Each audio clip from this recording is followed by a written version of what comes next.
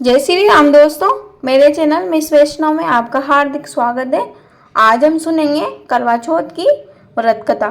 करवा चौथ कार्तिक मास के कृष्ण पक्ष की चतुर्थी को होती है और इस दिन सभी सुहागन महिलाएं अपने पति की लंबी उम्र हेतु व्रत रखती है। तो चलिए शुरू करते हैं। एक समय पांडुपुत्र अर्जुन नीलगिरी पर्वत पर तपस्या करने चले गए।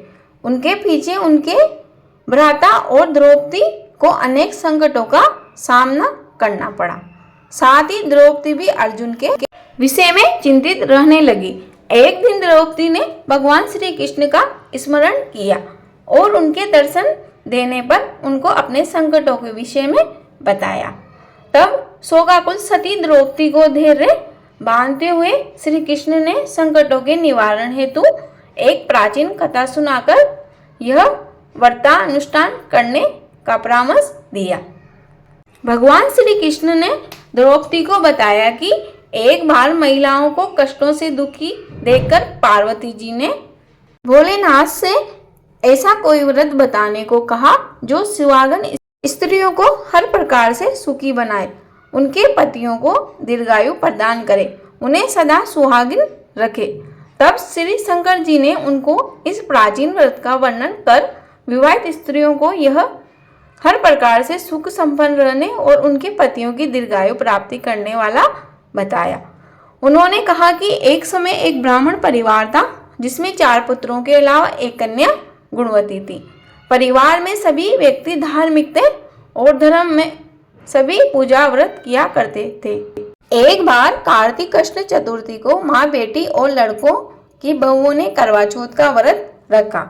सायकाल तक व्रत पूजा की समस्त तैयारियां हो गई। चंद्रोदय होने की प्रतीक्षा हो रही थी। घर में पूरी पकवान बने थे। बेटी गुणवती को पकवानों की सुगंध से उसकी भूख को जगा दिया। उसे भूखी और व्याकुल देख उसके दयालु भाइयों ने छल से भोजन कराने की सोची। उन्होंने पीपल वृक्ष की आड़ में नकली चंद्रमा दिखाकर बहन गुणवती से अर्घ्य दिलाया और उसे भोजन करा दिया। भोजन करने वह बेटी ही थी कि उसके ससुराल से अचानक पति के देहांत की खबर आ गई। वह चित्कार करती हुई अपनी ससुराल पहुंची तो वहां स्त्रियां तरह तरह की बातें करने लगी। कोई बोली व्रत खंडिनी आ गई, कोई कहती अपने पति को ब्याह होते ही चुड़ैल खा गई। एक तो पति मारने का उसे गहरा सदमा लगा था।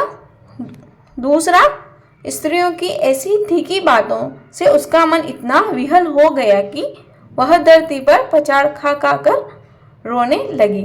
हाय, मैं सचमुच ही राक्षसी हूँ, मैंने अपने पति को खाया है। सचमुच ही राक्षसी हूँ, मैंने अपने पति को खाया है।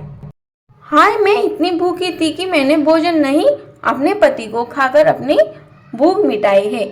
इस तरह विलाप करती वह गुणवती अपने पति के साथ सती होने के लिए भागी भागी शमशान पहुंच गई और चिता में कूदना ही चाहती थी कि चौथ माता ने उसे रोक लिया और बोली, बेटी तुम्हारी भूल नहीं हुई, तुम्हें भाइयों ने बुलावे में डाल दिया था। देख, तेरा पति अब जीवित हो उठा है, तुम घर जाकर उसकी प्रतीक्षा करो। गुणवती घर पहुंची तो उसका पति वहां बैठा मिला। घर के चारों ओर खुशियां छा गई। स्त्रियां कहने लगी कि गुणवती का पतिव्रत धन्य और सत्य है। तब गुणवती सहित सभी स्त्रियों ने अगली करवा चौथ आने पर व्रत विधि पूर्वक पालन करने का निश्चय किया। कार्तिक पक्ष में जब फिर करवा चौथ आई तो गुणवतियों ने सब भांति विधि पूर्वक व्रत किया। श्री कृष्ण जी बोले, हे द्रौपदी, तुम भी इस व्रत को करके अपने समस्त संकट दूर कर सकोगी। यह कार्तिक मास अगला ही मास है। तुम करवा चौथ को विधि पूर्वक करोगी तो अपने को सभी संकटों से मुक्त पाओगी। बोलो करवा चौथ मैया की जय। यह कथा यहीं समाप्त होती है। दोस्तों, अगर आपको मेरी वीडियो पसंद आई हो तो प्लीज़ वीडियो को लाइक शेयर करें और अच्छे कमेंट करें और मेरे चैनल मिस वैष्णव को सब्सक्राइब करें।